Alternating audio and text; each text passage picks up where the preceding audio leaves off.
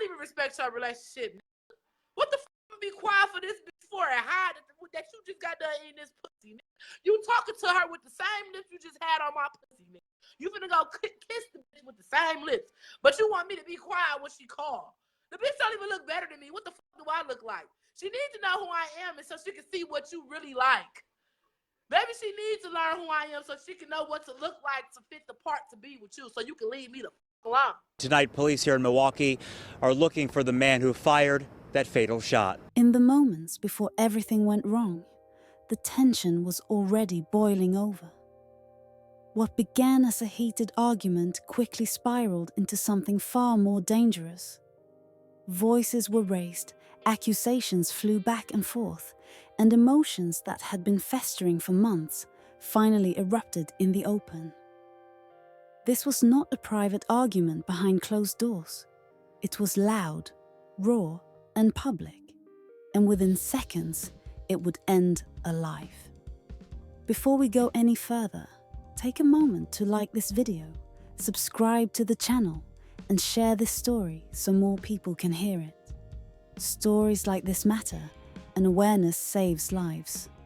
Cherron Miller was known for being outspoken, bold, and unfiltered. At 31 years old, she was a mother of 4 who never pretended to be perfect and never hid who she was. She described herself as fiery, emotional, and unapologetically honest. To some, that made her intimidating. To others, it made her real. Born in Chicago and later settling in Milwaukee, Cherron carried the weight of her past openly. She spoke about struggle, survival, and the loneliness of raising children largely on her own. She talked about homelessness, about moving from place to place with her kids, and about how she refused to wait for help that never came. Instead, she built stability herself, paying rent months ahead, keeping the lights on, and making sure her children were safe. But while Cherron was fiercely devoted to her children, her romantic relationships told a very different story. Love, for her, was chaotic. She wanted loyalty, validation, and control. And she refused to accept being anyone's second choice. That intensity followed her into her relationship with Darnell Kimball. Darnell Kimball was not a stranger to violence. He had a criminal history, and those close to Cherron later said the relationship was volatile from the start. Arguments were frequent, emotions were extreme, and boundaries were constantly crossed. Cherron was never one to stay silent when she felt disrespected. If she was hurt, angry, or betrayed, she made it known. Often, she made it known publicly. Social media became her outlet. Through Facebook Lives and posts, she aired her frustrations, vented her anger, and confronted people she felt had wronged her. It was raw and messy, but it was her way of reclaiming control. When Cherron discovered that Darnell was married, everything escalated. Instead of walking away quietly, she confronted him head-on. She exposed the relationship publicly, calling him out for lying and demanding acknowledgement. She didn't care who saw it, including his wife. In her mind, silence meant losing, and Cherron refused to lose. The relationship grew more dangerous as emotions intensified. Jealousy, resentment, and pride collided. Cherron made it clear she would not accept being hidden, ignored, or disrespected. She spoke openly about feeling replaced, about being expected to stay quiet, and about how deeply that betrayal cut her. What others saw as bravado was, beneath the surface, desperation for respect and recognition. I see this bitch. She look like she old enough to be my auntie, bitch. And this man, look, I had a situation where this nigga told me when this bitch called, I had to be quiet. So then, you know me, I'm petty. I found out who the bitch was on Facebook. I go look at her Facebook page. When I tell you this bitch look like the little ugly bitch who thinks she the shit, do you really think I'm going to be quiet for this bitch? You think I'm finna be be quiet for this bitch. I'm not finna be quiet for this bitch. Matter of fact, every time she call, I'm gonna make sure I'm on the FaceTime. Shit, what you mean? I'm not finna. What the fuck I gotta respect your relationship for? You don't even respect your relationship. What the fuck be quiet for this bitch for and hide that you just got done eating this pussy? You talking to her with the same lips you just had on my pussy, nigga. You finna go kiss the bitch with the same lips, but you want me to be quiet when she call. The bitch don't even look better than me. What the fuck do I look like? She needs to know who I am and so she can see what you really like. Maybe she needs to learn who I am so she can know what to look like to fit the part to be with you so you can leave me the fuck alone. Like, what the fuck you mean? Don't tell me I gotta be quiet when this fat, ugly, out of shape bag of potatoes, bag of soil dirt shaped bitch call. Fuck that bitch. That bitch ain't paying none of my bills. She ain't even paying none of yours. You just asked me for $100. You gonna ask me to be quiet when the bitch called? Fuck you. Soon as he picked the phone, I'm like, I don't know who you getting on the phone with, but we need to finish this conversation. He like, shh, shh. I'm like, no, you, shh, shh, shh. What the fuck? I don't got a shh. The fuck? You want shh in this? He hung up the phone. Oh, that's why I ain't with. That's why I can't fuck with you. You two, you no. Okay, but see, when it boils down to it, you don't want to go late with that. You don't want that to be your only option. So you need to tell that bitch she needs to respect me. God, she needs to feel like she needs to figure out who the fuck I am. She needs to follow my diet plan. She needs to stop wearing them motherfucking cheap ass $5 ass wigs, bitch, and come over to the bar head side or something, because that bitch is unacceptable. That's why you over here eating my pussy and ass and paying my bills, because you're ashamed of what you got over there. You didn't even want me to know what your bitch look like. And now I know what she look like. I'm looking at you like, I'm supposed to be quiet for her? I'm supposed to be quiet for her? Then the motherfucker want to pull some, oh, but she the one that she bought me this truck and then she driving this and she doing this. Well, she has to. She's so ugly, she got to take care of herself. Ain't nobody finna take care of that bitch.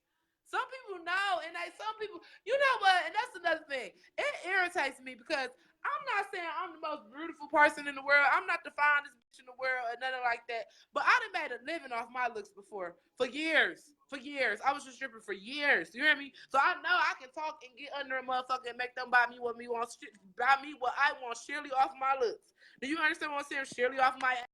Surely off how I talk. I know I can get that out of a motherfucker. I know that. But when you ugly than a motherfucker and you gotta work for what you got, bitch, that's what you gotta do. Or if you alright, you ain't got no finesse about yourself, and you got you a good little $14 an hour job that you slaving for, bitch, that you sacrificing all your days for, that you at 16 hours a motherfucking day. Okay, yeah, your check's supposed to be $2,800, $33,000, bitch. You at work every day for 16 hours, 7 days a week. If I was working like that, I would want a $5,000-$6,000 check too. But then you be looking at the bitches that's doing that like, bitch, you have to. You have to.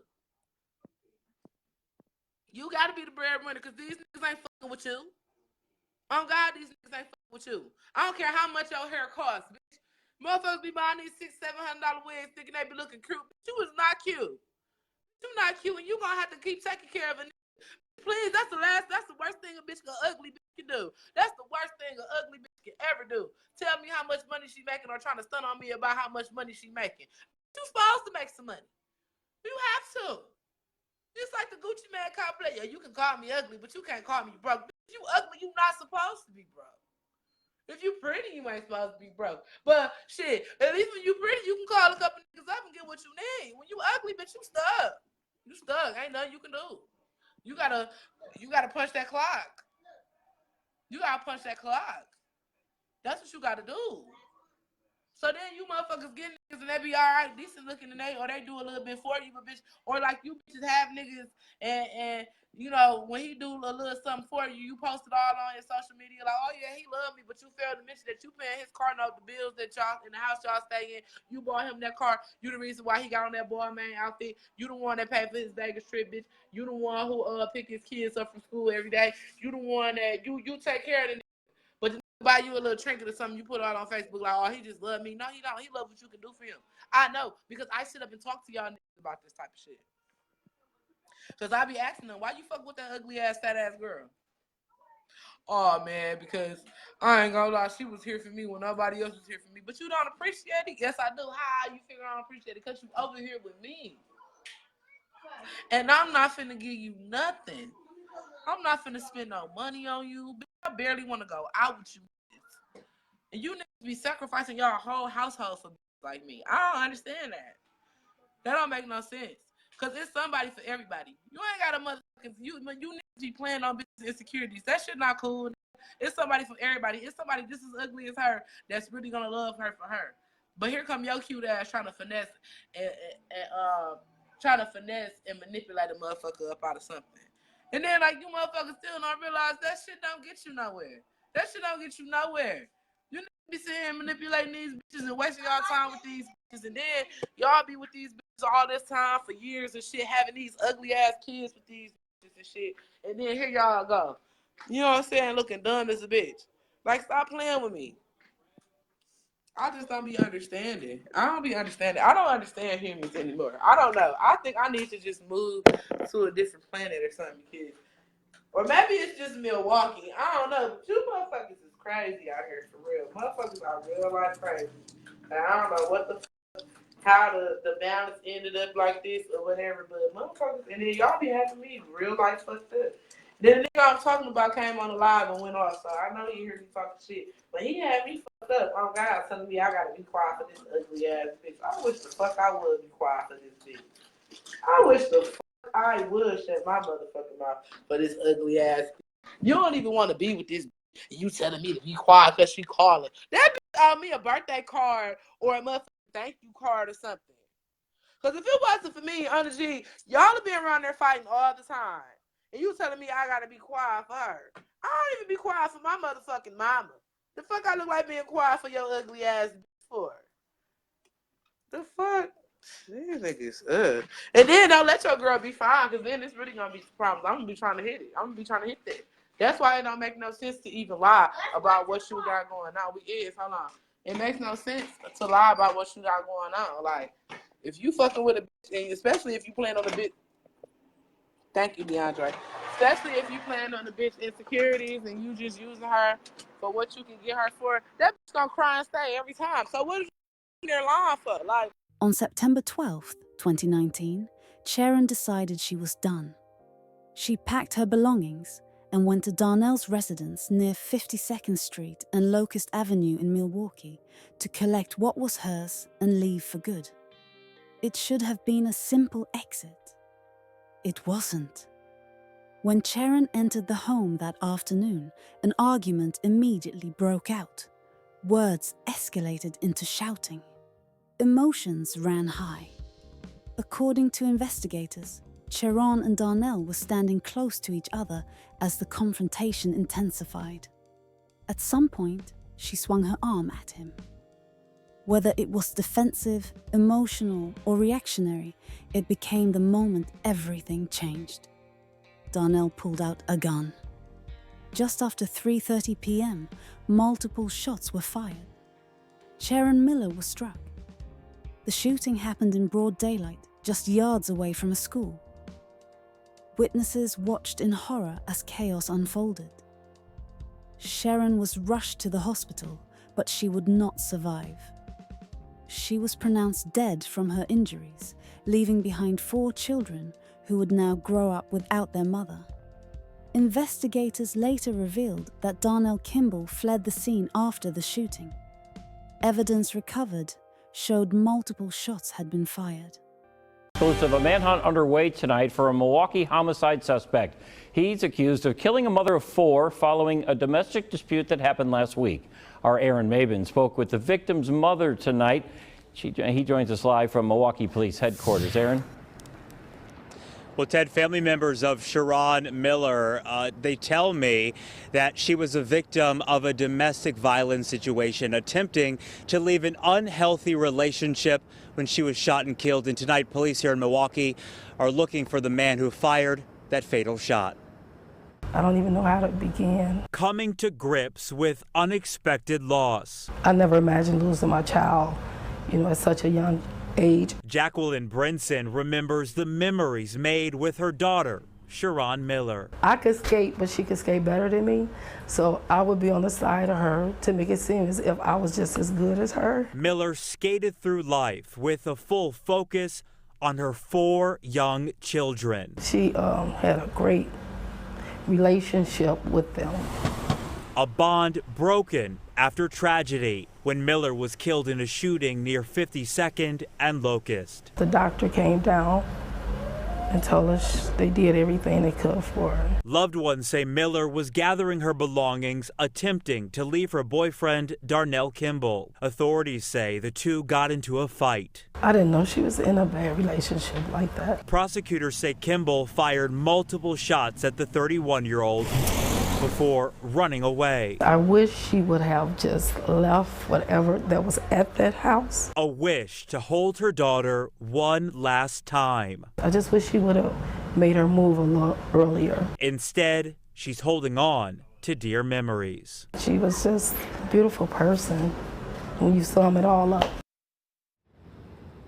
And again, right now, there is a warrant out for Darnell Kimball's arrest. If you know where he is, you're asked to give Milwaukee police a call.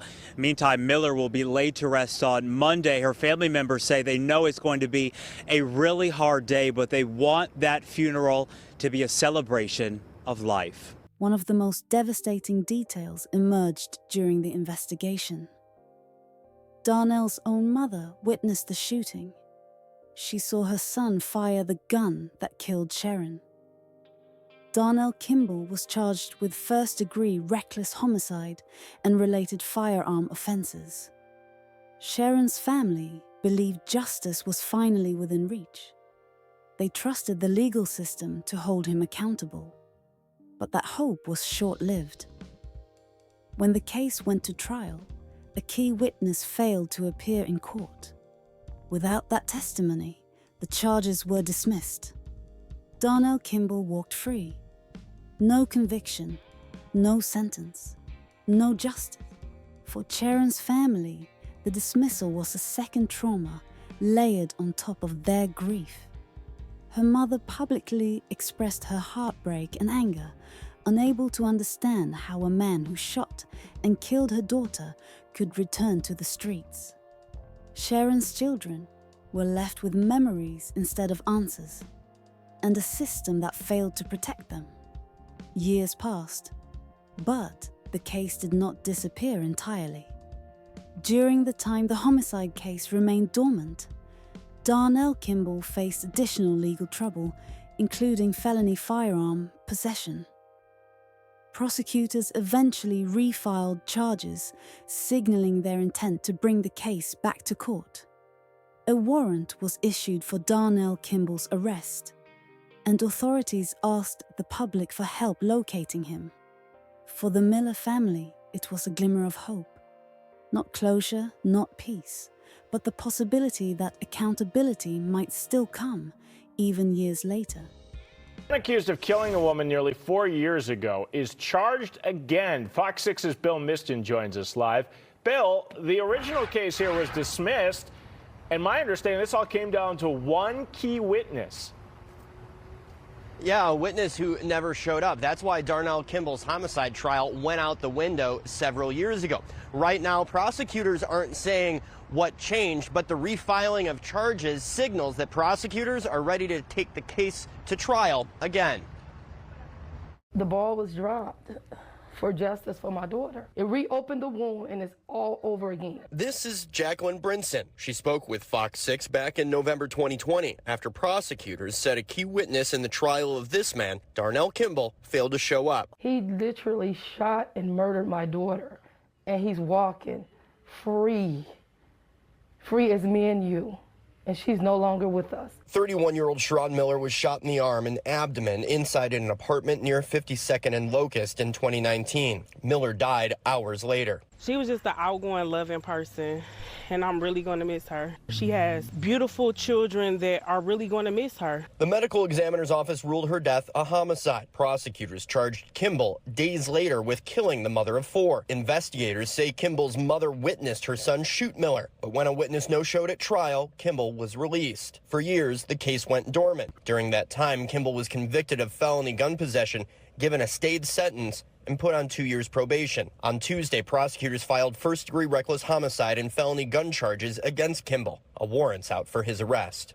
Cherron Miller's story is not simple. It is uncomfortable, layered, and tragic. She was strong, outspoken, and defiant. She was also vulnerable, hurt, and searching for validation in the wrong places. Her life reflects the complexity of toxic relationships and how quickly emotional chaos can turn deadly when violence is present. Her death is a reminder that leaving an abusive relationship is often the most dangerous moment.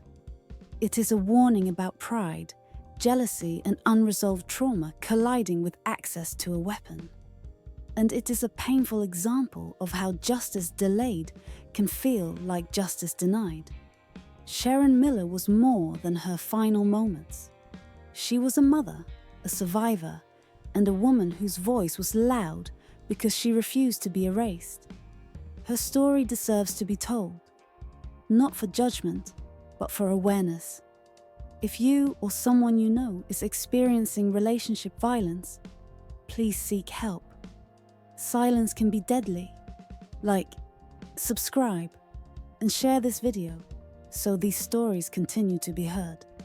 Thank you for watching, and I'll see you in the next case.